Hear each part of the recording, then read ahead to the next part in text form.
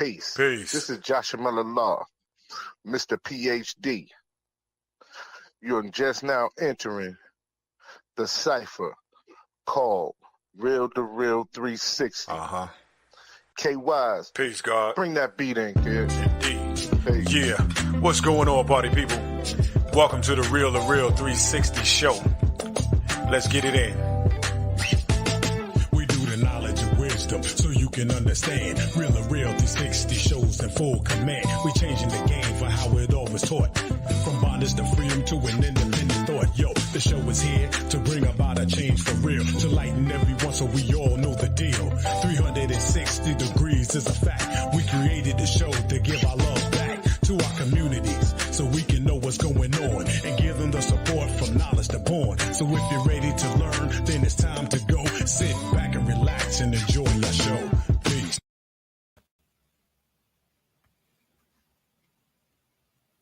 Peace, peace, peace and blessings. Peace to the nation, the gods and nerves, the lost 5%. Peace to man, woman, and child, to all the human families on the planet Earth. I be DJ K-Wise, a.k.a. Kato, the Black Superhero. Welcome you again to the Real 360 show. We definitely have a good one for you this afternoon. And without further ado, let's get right into it.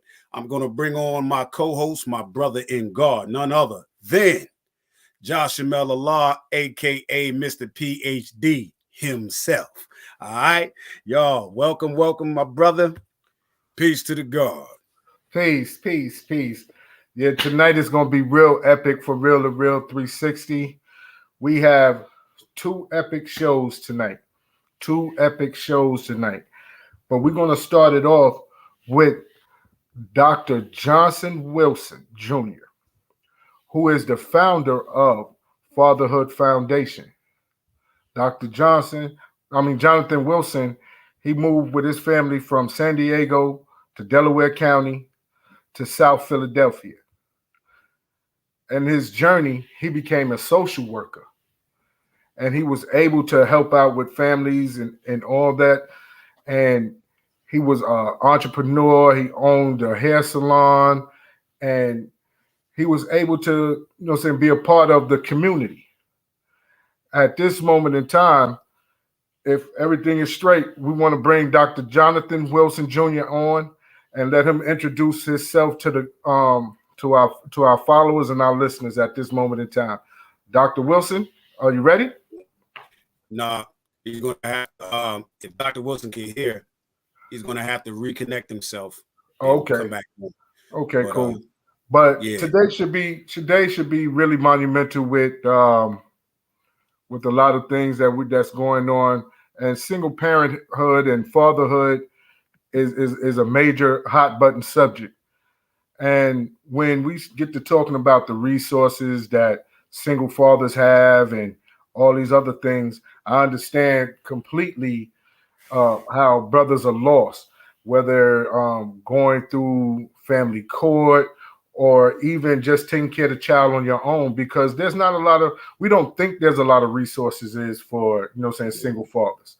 I know when I was raising my young God, it wasn't a lot, that was out there and offered to me. So at this point, like, we just got to understand and go to these different foundations to try to figure things out. And hopefully everything will work itself out, and we can honestly get Dr. Wilson on. But with you, Kay, you being a parent and things of that nature, sometimes, co-parenting and sometimes, being a single parent go hand in hand. How's it been for you, with your parenting and everything else?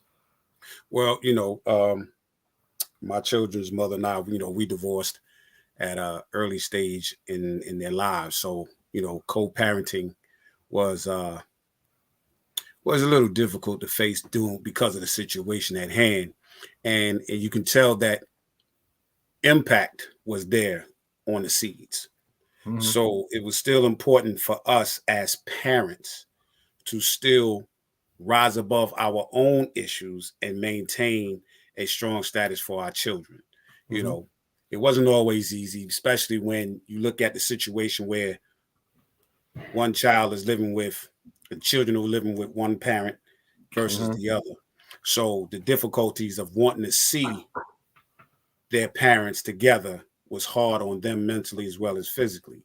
And it also showed a strong adverse effect on me because my situation, being and dealing in the military at that time, I was not able to be in their lives as functionally as I wanted to. I couldn't engage on birthdays and special moments or just everyday activity with my children. So, as a father, that weighed very heavy on me. And I'm sure it was twice as heavy on my seeds at that time, wanting to understand why their dad is not in their lives and stuff. So, in the fashion that they wanted, and so there's times of togetherness, times of separation, but the communication is still there. Now they're grown, and they're living their lives, and we're still, we're still a father and daughter bond and everything like that. So it's frustrating, but yet still rewarding to know that they're okay and that they're doing fine. I'll check on them, I'll call them, they'll call and say things to me certain times. And it's not 24/7, 365, but it is there. Right. That connect will always stay there because they know that if there's anything that they need of me that I can do at a time in a moment's time notice, they can pick up the phone and say, Dad, such, and I do my best. They do their best. Could we say, could we each other do more? That's a matter of each other's opinion. But the love never dies. The love will never separate. The love will never go away because I'm gonna love my kids regardless as to whom or what. Right. So and that's when the deal. I was a single dad twice. My oldest child is 35, and when she was younger, I had her and was learning how to be a father to a little girl, learning how to do hair and, and understand, the feminine aspects of things and trying to be more in tune with what a daughter needs. Because, as a father, everything is masculine, but you have to dig deep into the feminine side so you can give your daughter, what she needs. And at the time, I was lucky to have my mom and my sisters and cousins around, whereas they helped me out a lot. You know what I'm saying? They helped me out a lot with her, and until she went back with her mom. But it was definitely trying to experience to raise a little girl. Mm-hmm. You know what I mean? And when they get their moon, their little cycles, and they get their little, they go through puberty, and I'm trying to figure out how these things work. You know what I'm saying? But it was a different experience when I had my young God. When I was raising my young God, because I had my young God from the time he was young. You know what I mean? Okay. And it was definitely a different experience for me. But with him, I know that I was a lot more sterner because I was trying to prepare him for things that, what was going on. And I didn't have the resources, like financially, a lot of times to give like I wanted to because I had to work and everything else. Well, ladies and gentlemen, Dr. Wilson is in the building with us right now. Absolutely. We want to bring him on. I want to welcome Dr. Wilson onto the show. Like we said, with Dr. Wilson, he is the founder of the Fatherhood Foundation. Fathership Foundation. And we want to make sure we get these things clear because I don't want to say it's about single fathers, but I wanted to say it's about men being fathers to their children and men being fathers in the community. Yes. Is that a right way to express the Fathership Foundation? Yes, the Fathership Foundation It's a community-based 501c3. Mm-hmm. Fathership, just let me define that so everybody will be clear. Mm-hmm. Fathership, in contrast to fatherhood, right, Mm-hmm. is the acts or duties associated with being a committed father. So it's not, if you have a child, that's fatherhood. But fathership is different. The ship implies action like censorship, partnership, fathership. It's showing up at your kids' games, it's tucking them in, it's going to work, it's clocking in, clocking out, it's being responsible when they're not there, it's making good decisions to make sure that what you do doesn't impact them. It's choosing a wife. It's everything that has to do with the actions, the duties associated with being a committed father. Activity is not just being fatherhood, you know. Right. Right. So, what compelled you to start your foundation? That's a good question, man. I was in before I became a doctor, before I had a bachelor's degree, I was kind of had one foot in the street and one foot out. Mm-hmm. So I never did no real time, but I was just a frequent flyer to the county, to State Road. And one particular time I had gotten a lot older, man, you know, and I was in the hole. And that's the jail, other jail. I was in the Creek. I was at House of Correction, D1 rear. And I got into some silliness or whatever was going on. And if anybody ever been locked up, been in the hole, you know that if you're in the county, you get a depending on what jail you are in, you'll get a hearing based on whatever the infraction was, probably on that Thursday, and they'll say, okay, you can go back to your block, go back to population, or we're gonna hold you here, or we're gonna move you, or whatever. It's like kind of like court for the jail. So man, they had me in there. Thursday come, no hearing. Next Thursday come, no hearing. Next Thursday come, no hearing. So I had to call outside the jail to get my sister to call up and say, hey, they got me back here in the hole. You know, I think I'm having some mental health issues. They got to get me out of here. So I ended up getting out. But before I got out, I got close to God and asked myself some questions about why I was there. What was I doing? What was I doing wrong? I said, wait a minute. What are all of us doing wrong? What do we all got in common? I said, wow, we all don't have no dads. But that would be impossible because we're all here. Right. But there was no name for it. So that's when I came up with the name of fathership. The dads are not doing what they're supposed to be doing. That can help us so much in little ways, you know what I'm saying? So after that, I came up with the word. And then I thought a little bit deeper and said there needs to be an agency that just address men's issues. So that was the initial idea. So, you know, they got, you know, women surviving domestic violence, you got foster care, you got this and that, but what do you really have for men? There was no agency for them. So that's kind of how the initial idea came together, and then it kind of grew from there. Okay. I noticed, like, I follow you on Instagram, and I see a lot of the fathers with their children, and that's beautiful. Is there any resources that help with the fathership program that help enable young men to be better fathers? Yes. So that's kind of like, that's one of the foundations of all of our programs. First of all, we have 3 signature programs to answer your question. One is our workforce development program, right? That's 49 hours, right? I'll go into detail that a little bit later. Secondly is our community academics reentry program. And that is a program that helps people get back into school, formal education for whatever reason they left.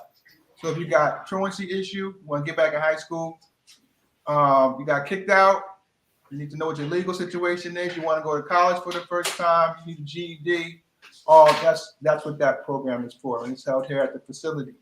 Secondly, we have what's called an academic fathership program. And that's a 9-month school-based male parent engagement program where we work with the school itself. We work with the fathers and the children to get the math proficiency and general studies proficiency stats up. So what we find is that, well, in this program, we do one big bring your dad to school day. Then we get the dads in the building. We take all their contact information. And then on this day, they go to their child's class and take a look at, how the school day goes. We ask that the teachers do nothing special. Don't roll out any red carpet. We just want dad to see how elementary is today. After that, they're there for about an hour, hour and a half. They're called down by the principal or assistant principal to the cafeteria. If we don't have a big crowd, big turnout, we go to the auditorium and we do a debriefing on what did you learn? What did you see? Then we go into how those parents can be involved in the school to help raise or help to bring up the academic proficiency and achievement in the school. So once we make that invitation, they sign up right there. We just did the orientation. We broke it down, all the science or why, research says when dad's involved, kids do better. We go through all that, right? Real warm and fuzzy. But then we get down to the work monthly. So every month, fathers come to visit their child in the classroom during the school day. We got policy issues with that. You only touch your child. You only there for your child, right? That opens up communication with that teacher. It's a whole bunch of other benefits from that. But what you get is increased father involvement. Once you get them in there, they don't stop coming. Right. So we give them there 3 days, 3 times a month.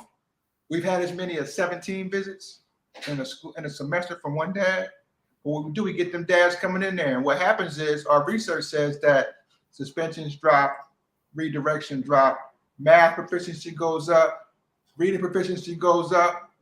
What else did we make? Unexcused tardy goes down, and also attendance goes up.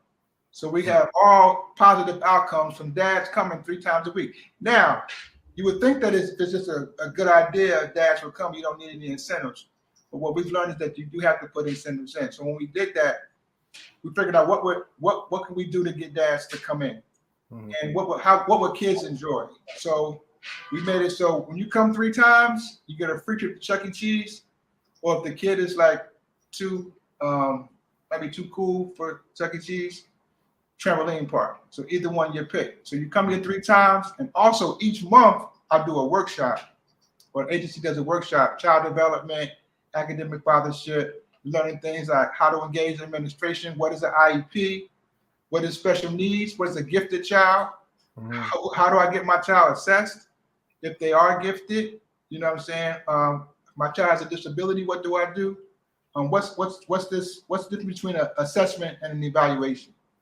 These kinds of things, the tools we give dads that they might not be used to using, they start using them, they do a great job.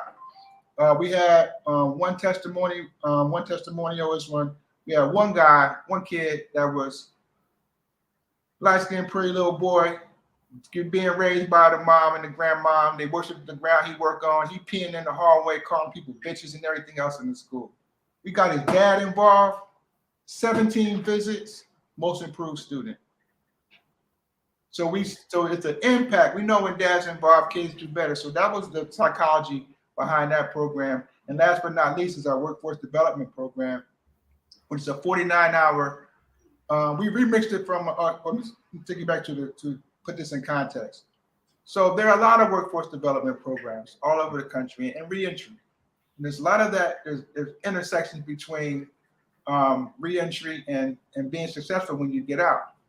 And workforce development. A lot of guys, in our communities are coming home from jail, have some brush with the law at some point. They grow out of it or whatever, but a lot of times we have brushes with the law.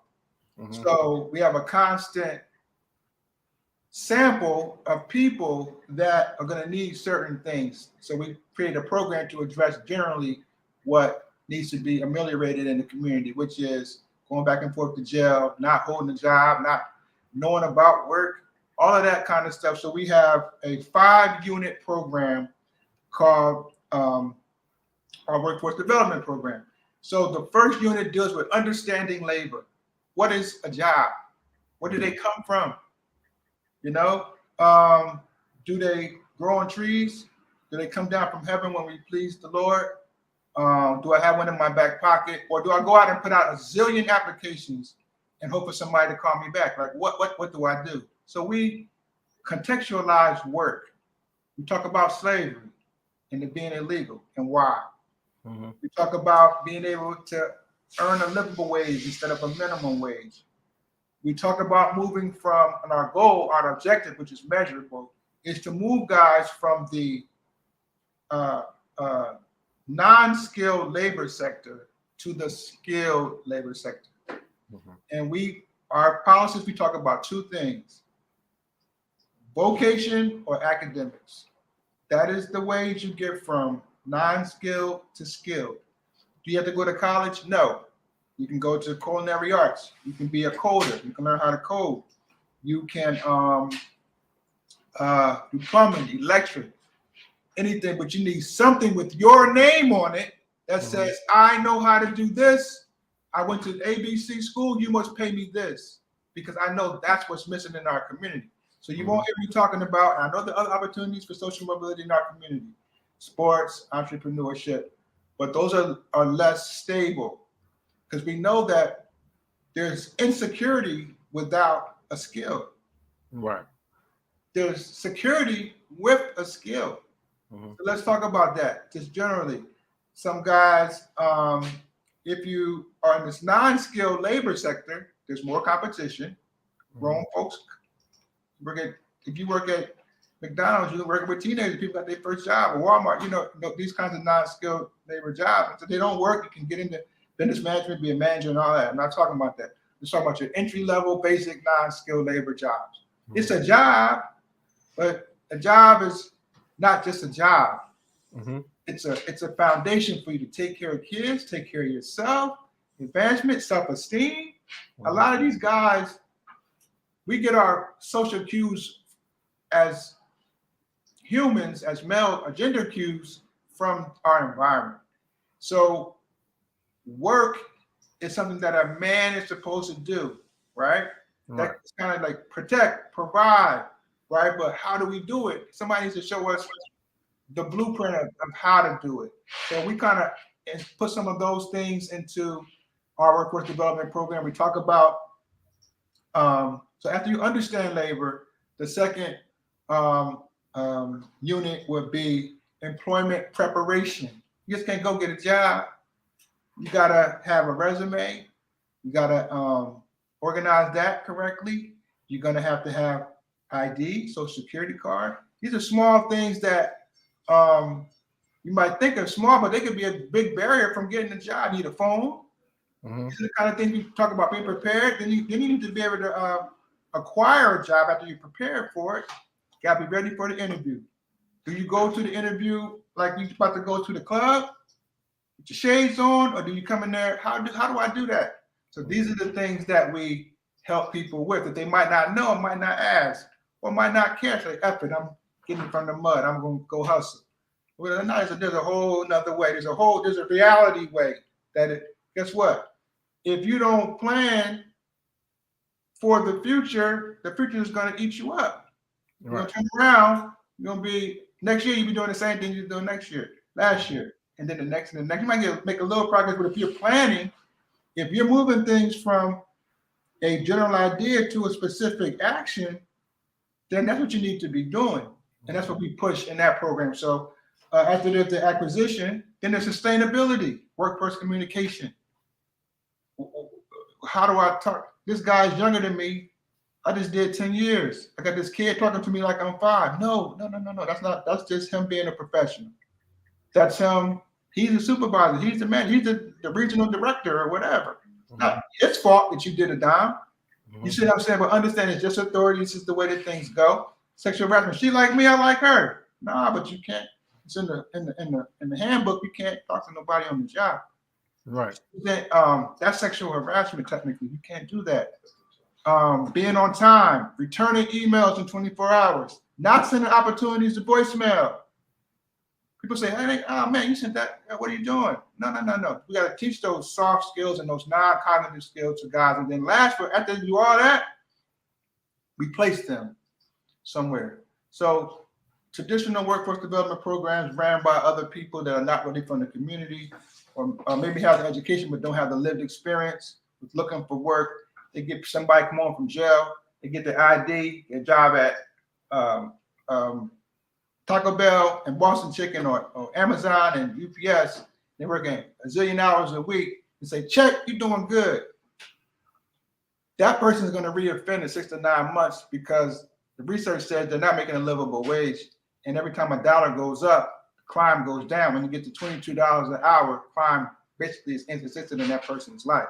Mm-hmm. So making data-driven decisions says, hey, we need to do something different. Okay, I can get that person that same job, but have everything wrapped up around him, surround him with success. So for example, the how you doing test, you come home. What's going on, man? How you doing, bro? What's going on? What's going on with you? Oh man, I'm at the Fathership Foundation. I'm in their workforce development program. I'm working at Red Lobster. I go to ABC Culinary Arts School. My mentor is a chef, and he make 80, and he showed me how to do everything. As soon as I get done with ABC Culinary Arts School, I'm up for probation at to line cook at Red Lobster. That person is not going to reoffend. Mm-hmm. But compared it to, you see what I'm saying? So it's a little bit, we just tweaked it a little bit. We got you a mentor. You know what you want to do. You finished the 49-hour program. You got all your IDs. You come in the man-to-man mentoring twice a month. You get connected with mentors. That person gonna do all right. Other than you got 2 bullcrap jobs. You came to your probation. All right, you cool.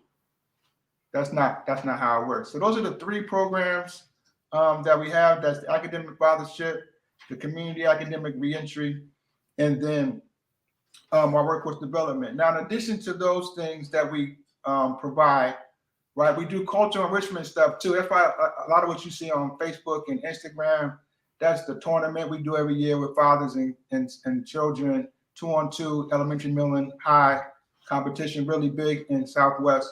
Our Octavius V. Cato Border Education Initiative, people need to know how to vote, know when to vote. They can vote. They can actually register right here behind me online, or we got the physical registrations as well. And we give away food during the pandemic. So we're going to do cultural enrichment things, not so much programming, annual events and things like that. Because all of this stuff, in addition to what you guys are doing with digital media, NAACP, the Urban League, City of Dreams Coalition, EA and them uptown with Glockenware, B. McFly, Wallow, all of these different stakeholders or people in the community, what we have to continue to do is work together to build that social infrastructure for the community to thrive. Right. So we got the things in place. So I don't know what's about voting. They got the on 52nd and Warrington, they doing the board education joint. They out there all the time. Oh man, I'm hungry, man. Jesus Christ. They doing the food drive at the bridge. All right. Yo, man, I just came home, man, trying to do something with my son, man. Yo, they having a tournament over there at King Session. They got the Learning Center over there on 65th Street. They got the Real to Real podcast over there. They got this over there. They got this over there. So now your community has the things it needs to thrive.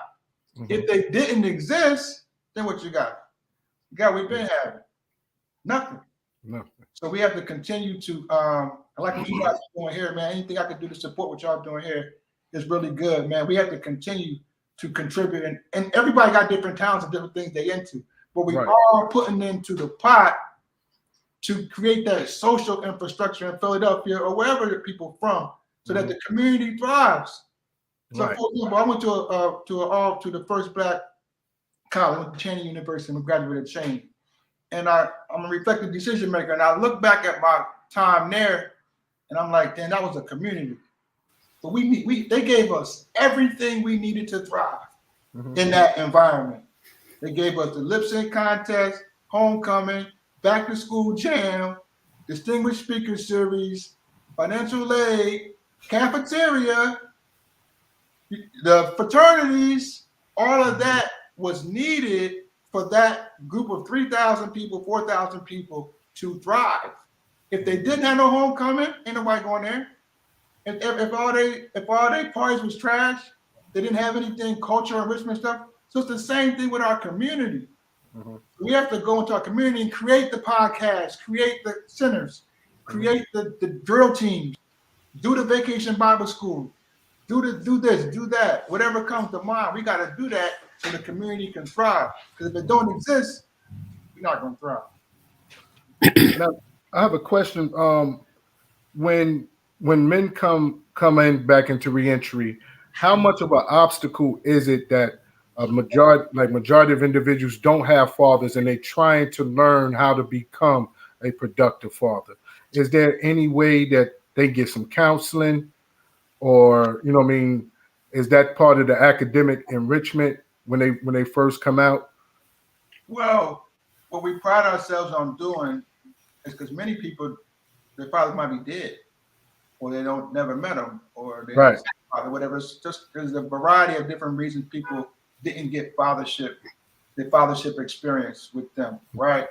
Mm-hmm. So we know that we have a overabundance of men that might not be fathers, or that might be good fathers that could be mentors.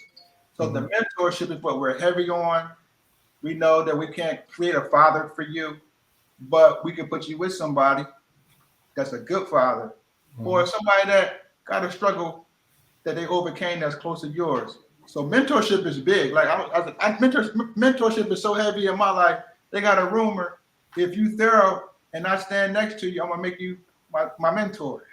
You know what I'm saying? So that's what I want. But the thing about it is, some of my mentors is younger than me. I wouldn't be a doctor today without my man, Dr. Yasser Payne. He pushed me. He helped me. He was on my committee. So we can find a lot of fathership in our community without being a biological father. So I don't see that being an obstacle. But what I do see is that having somebody that mentorship. A lot of things, like your dad's your best mentor most of the time, right? Right. Biological and all that. But there are other guys that can help you. Your pastor, deacons, people on your block, somebody just came home that's doing well, that's not into crime anymore. So there's a variety of mentors. So we try to hit guys, hook guys up with gentlemen that they can learn from, that they can teach as well. So for example, that brings us to another program we're doing now. We're launching this in April. It's called Man-to-Man Mentoring. And twice a month, we'll have civic and political leadership in here, juvenile lifers, dudes that did a lot in the street that have changed their lives. And then we got court adjudicated youth, young boys just from the block, family members bringing their kids, moms bringing their sons that they can't handle, all to the center, right? And then what we're doing is just talking, having a restorative justice like blueprint model where we're doing our circles, like a healing circle, winner circle. If this dude's coming home, hey, you better come go to Fathership John Friday. They have that John every other Friday. Go down there. They got resources there. And I've been shot 4 different times, right? One of them really don't count. I shot myself in the shootout, but it's still 4 different shootings. The thing is, those kind of experience sometimes you need therapy. Right. Okay. Depending on when traumatic things happen to you and the things and the pain involved. But a lot of us are so strong, or we think we're so strong, we don't get professional help. So what we do with Man to Man, we make sure we got Dr. Williams, who's our community wellness coordinator. She connects people to services. So if you're talking with us, you busting it up, talking about life, whatever, or challenge you have, you might not want to say, man, I want to kill this nigga. Or you see what I'm saying? Or I'm thinking about killing myself, or I relapsed, or my dad is abusing me, or I was molested and nobody knows. You might not want to talk about that, but you need professional services. Right. So you have a box. Something you don't want to talk about, we tell everybody. Something you don't want to talk about here, you can put it in the box, and Dr. Williams, with total confidence, will contact you, and y'all can get that situation rectified.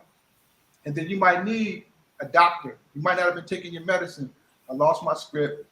My mom wants to pray for me, but I know I'm hearing voices and they're not going nowhere. I need to get back to the doctor. Okay, Dr. Williams, this person's been off, boom, boom, boom, right to the city, get them straight. So that they don't go get in trouble, don't hurt themselves. So it's like a clearinghouse for resources for people that have issues twice a month. And I want to be clear that the mentorship isn't just for the youth; it's also for the men. It's for everyone because we all need some help. And we open to women too because it's the law. Yeah. But we focus on men, but we open to women. And that's something that's a key because when you're talking about manhood training and mentoring and things of that nature, we have to learn from someone. We have to learn from someone. And that's a great deal that you have with the many resources because I know I really looked out because at one point in time, like I was speaking before you came in, I was a single dad and I was raising my son by myself. And I was looking for resources. I would go to work, come home, try to get to his games, try to spend that time, but was looking for resources of help because I didn't want to constantly push my trauma on him because we go through trauma and we've been through trauma.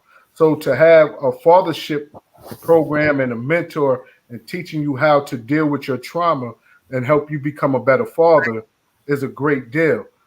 And I appreciate the things that you have going on out there in Philadelphia. Thank you so much, man. And Peace. My brother. Yes. How you doing, Dr. Wilson? What's up? You and I are going to have to talk offline off of that because that last name is synonymous. So we might have to find out if we blood related. Okay. But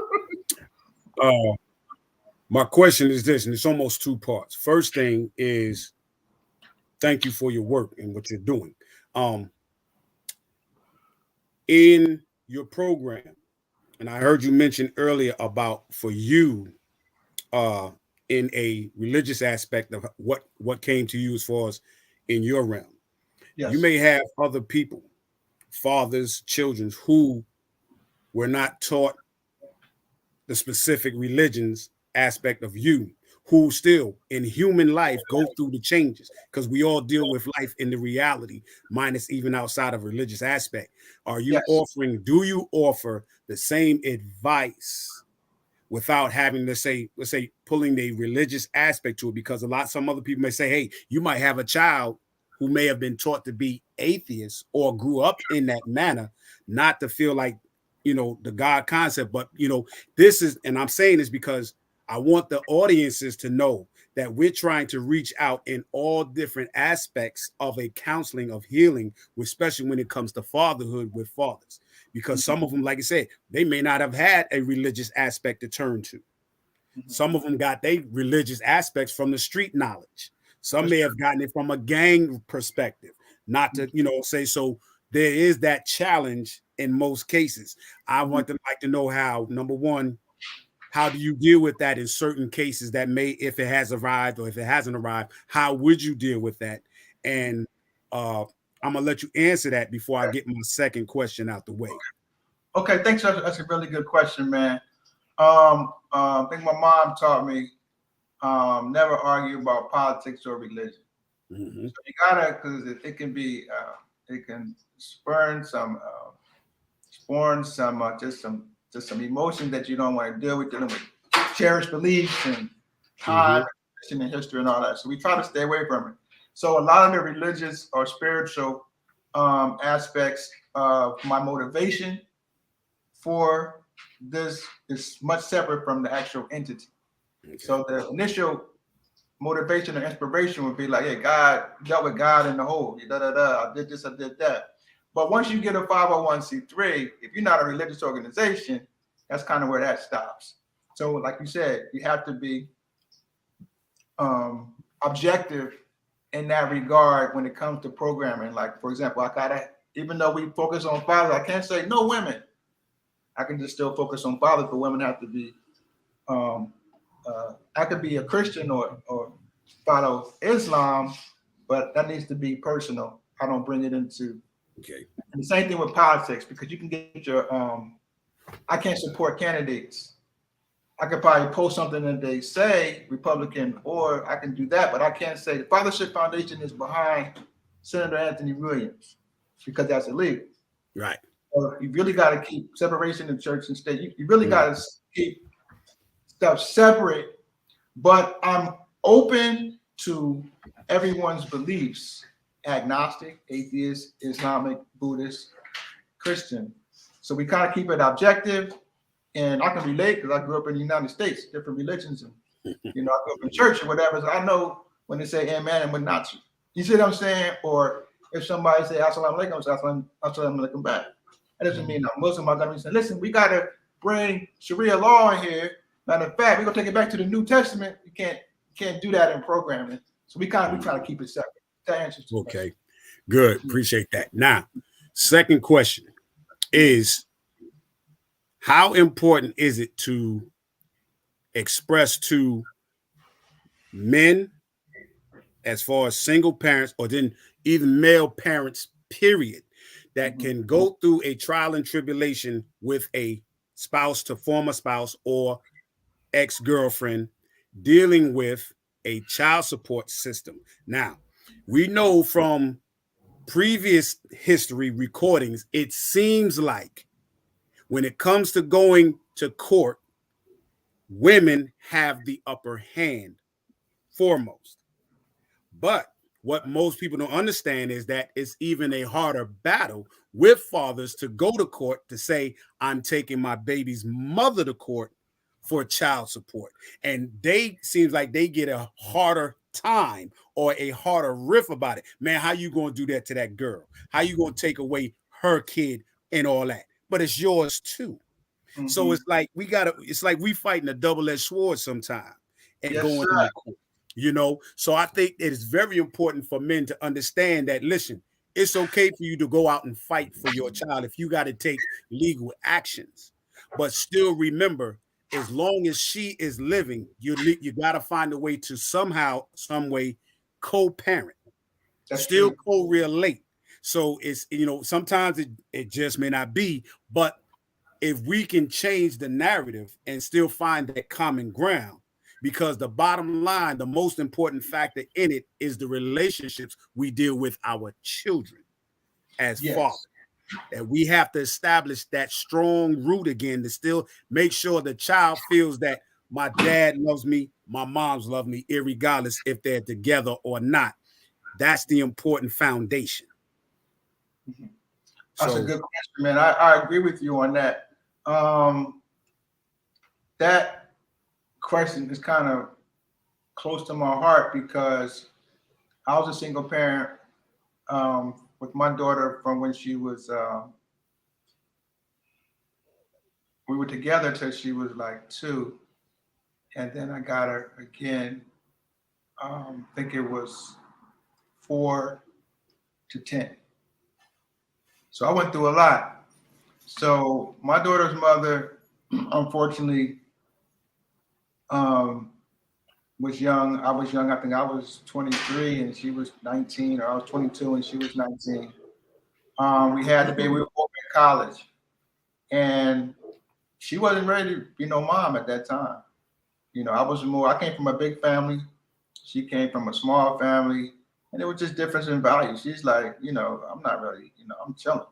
I want to go to, I want to be young, so we ended up breaking up, and she sent my daughter to California and just living with her mom. Like, I had no say, and I was like, I want to see my child. So I ended up, since she didn't want to take custody, I ended up getting with her grandmother. Her grandmother called me and said, listen, I raised my kids. Like, what's up with y'all? Like, I raised your kids. So I was like, well, I'll take her. So let me go through with my daughter first, and then I'm going to give her to you. So the next year, she came to Philly and dropped her off. So at that point, I needed child support. You know what I'm saying? So they had took me to court for it. Guess what? California was on me for child support when my daughter was at, and PA. I had to take both court papers and say, yo, I don't even have a child. She don't even have a child. You're trying to get me in PA.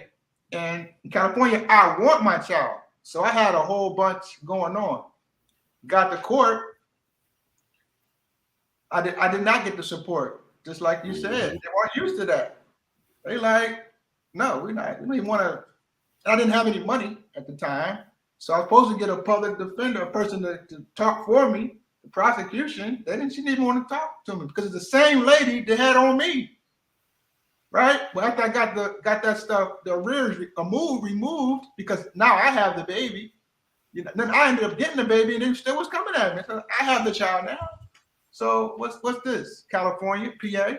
So I went to court and the judge, the magistrate, wasn't the judge, was whatever the person is, the master, whatever, in Delaware County. Yeah, and he was like, he's been telling y'all this. Y'all keep postponing it. The mom wasn't showing up. He's been telling y'all the same thing for like 9 months. He has the baby. This is done. Where's the mom? The mom is here. Why don't you have insurance on your child? How much do you make? He went at her. But it was finally after so long of me coming there saying, yo, I don't even have my, it's all this nonsense going on. And then, but me having the actual custody, so 2 people gonna know that like that. That guy's doing this thing. You know what I mean? So I did hit her for child support. I think it's a little bit spiteful at the time. But they took her money, one income tax, she didn't get that. They sent it right to me. So it was like, wow. But as I got older, when she got about 10, I realized as a mature adult and understanding parenting is that my daughter needs to see her mom brush her hair and stuff like that. She needs to get that girl stuff going on. I cannot replace a woman. Right. And so she was 10 years old. She's a lot older. She's a probation officer now. Then she took custody of my daughter. And if I could go back, I had some issues myself at the time with the law and stuff like that. But I think drugs and stuff like that. But what I wish I would have did is probably gave her partial custody and not passed her off. That's all. But I was young. I didn't know. I was just trying to do the right things. But my daughter kind of holds that against me that I gave her back to her mom. But we worked it out. But today we're great. She has a great relationship with her mom. We all a lot older. She's 30 now. I'm 50. You know what I'm saying? So but that was our journey to get to where we are. So if that answers the question, we got to be prepared for that battle, but stay strong. And remember, it's fathership. This is the acts or duties of what I got to do to show that I'm committed. Exactly. I'm here in this courtroom right now. Listen, man, we're going to eat these cheat tonight, and then I'm going for an interview tomorrow. Don't worry about it. And I'll be at your parent-teacher conference. That's how I had to go down. I just came home. You see what I'm saying? And my mom was always looking out for me, but I learned a lot about just adulthood and being an adult from being a father, too. Making my sacrifices now, not later. And I wasn't always the perfect dude, man. I really messed up a lot of times. And my daughter tells me now, remember you got me that messed up Halloween, John? That was a boy's thing. You supposed to give me, you gave me the turtle. You should have gave me something else. That she never forget it. Or man, Dad, I didn't like that. You always like that. I didn't want the whole toy section of Marshalls after Christmas. I wanted you to be there on Thanksgiving, not talking to you on the phone. You see what I'm saying? So I did some messing up in my time too. So I try to use those life experiences with my daughters and stuff to help, to pass that information on to the other young guys that come to man, but then we just meet in the center. Peace. I appreciate that. That's exactly what I was talking about and looking for. And I hope that everybody that's been listening adheres to that. That's some strong, powerful advice. Take that in, meditate on it, eat on it, and apply it to your own science, and find the best way and reach out. There are programs that we can reach out to as Black men. And I'll just say as Black men, especially, but all type of men. You know what I'm saying? Fatherhood is universal. It's not just one color line. It's universal. So seek those programs out, because sometimes when you feel like you may not have another avenue of approach, you think that door is closed, but there's another door that's open to give you a brighter look about things, to give you a better perspective about what you can do to reinvent yourself. Not just talk about you can't change a child. You have to reinvent yourself first to make any changes outside of it. That's You know true. what I mean? Start with you.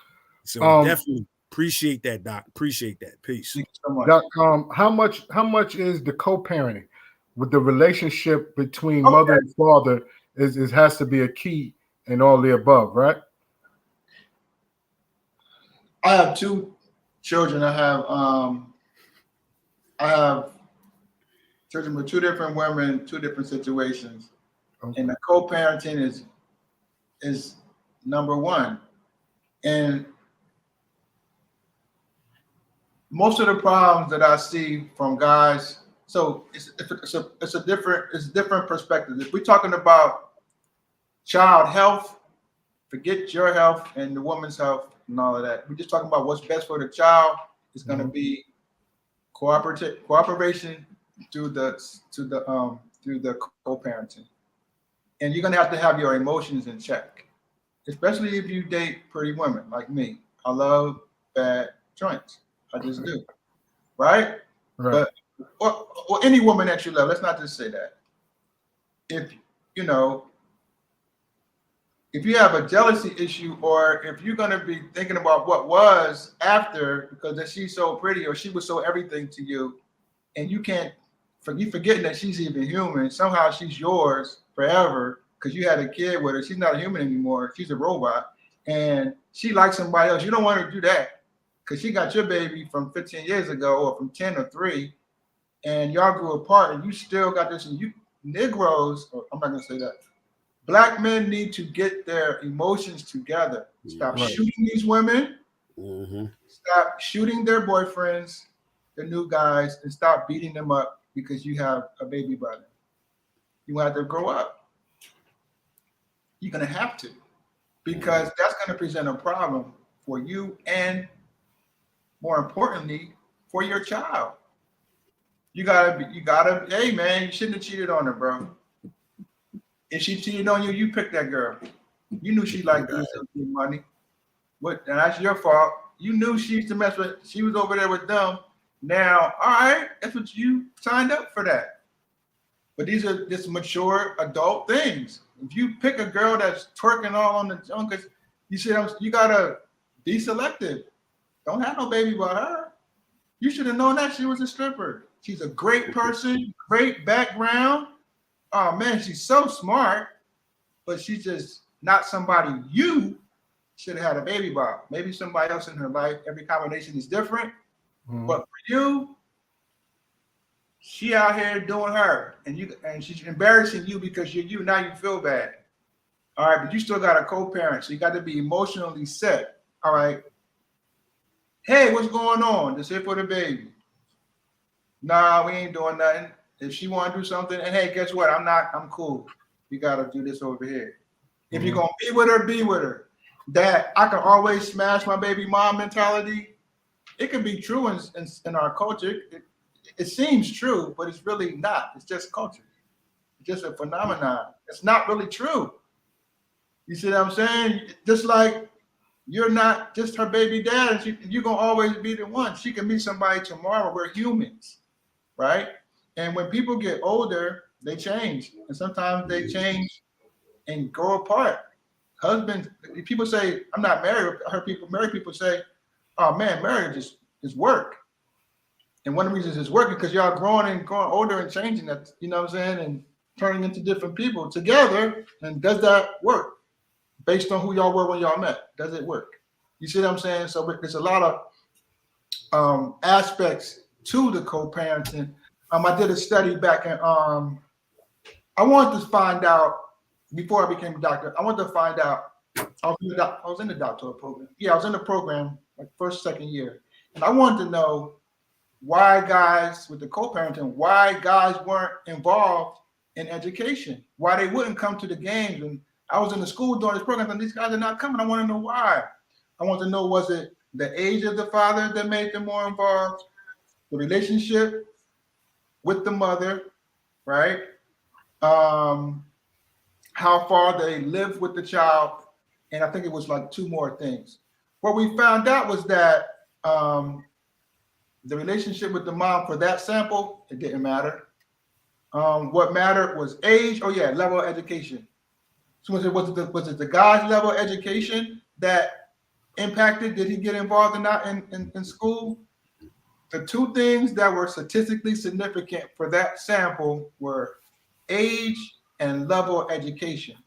What we found was that the lower the education level, the higher the involvement was, and the older the guys were, the higher education was. So co-parenting in that instance did not, it surprised us. It wasn't a problem because a lot of the guys, most of the people were not with the mothers of their child for that sample. Mm-hmm. But I said that to say this. It's very important that even though it's not as impactful as we would think, it's very important in the long run. Your child's memories. Do you want, for example, 2 people might not get along. A man might be aggressive. The woman might be sad. She got a smart mouth. But they got to get that together for the child, because the child just remembers that y'all were always fighting, that you blacked their eye, that you kicked the door in, that you did all this nonsense, that you should have been able to control yourself and co-parent around. Your child's watching. And sometimes we have issues where the kids is little, we cuss and stuff and do all this antisocial stuff, but as they're getting older, they're sponges. They're duplicating that behavior because you're not co-parenting right. You coming over here with the nonsense because you see the boy car out there and you know he in there. Now you just got an attitude. No, bro, listen, let that woman go ahead. Let her go ahead. You definitely don't need to hit her because it's the emotion. It's that's what it is. Mm-hmm. That make you kill somebody over a woman that you ain't gonna never hit again after you get a book. Right. That's gonna be out here letting somebody shake their butt between their legs. You see what I'm saying? You go. What's wrong with you? Right. Kill somebody. Come on, bro. But emotion because you know what? Emotion is, the feeling is so real, but we can have the wrong information. One time back in the day, I was catching the bus. I was trying to go see my daughter. I came all the way from Kensington and Allegheny, K&A, all the way to 69th Street, right? And I got there. It was on a Saturday. I had to go out the county to get to my daughter because her mom had brought her in town, right? So I was just so happy to get there, and it's cold, and I don't like buses. But I was on the bus this day, the L on the bus. So the bus late. I'm like, man, I hate this bus, man. Never on time, man. I swear to God, this bus always late because I go out there, nobody really ride this bus. Bus pull up, yo, what's up with you, dog? You ain't never, My feelings were valid. You know what he said? Yo, man, it's a Sunday schedule, bro. You talking about the week, you got the wrong thing. So my feelings were right. Oh, man, I need to see my daughter. It's cold. Had the wrong information. It ain't a weekly schedule. We're on the Sunday schedule, bro. No, I'm on time, bro. You see what I'm saying? So a lot of times it's the emotions that we got to have in check. Right. Well, I should have said, Absolutely. man. Absolutely. You see what I'm saying? The emotions. I tell you, it's crazy because we coming to the end and there's so much information that I want to pull from you. And I want to see if you will be able to come back on the show another time so we can finish this. Because like I said, we're enjoying it. And we definitely need this type of a conversation for Black men in our communities. So Dr. Wilson, I appreciate you coming on.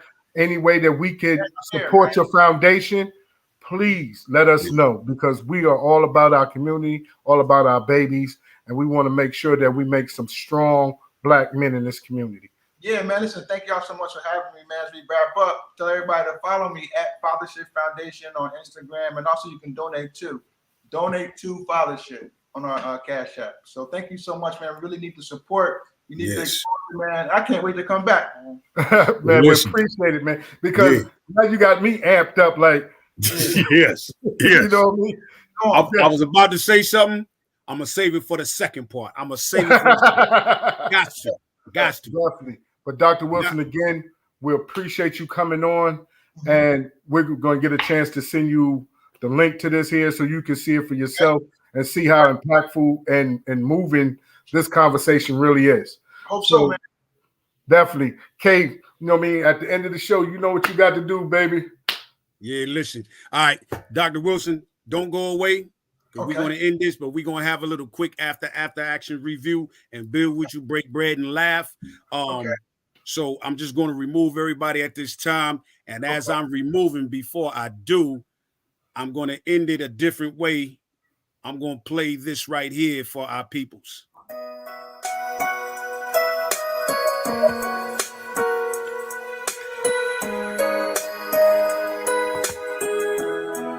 Peace and blessings on behalf of my co-host, Joshua Allah, aka Mr. PhD himself. This is DJ K Wise.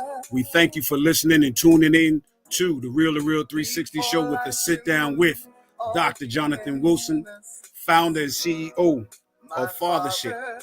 All right. So stay tuned for part 2 because it will be coming up shortly. Thank you once again.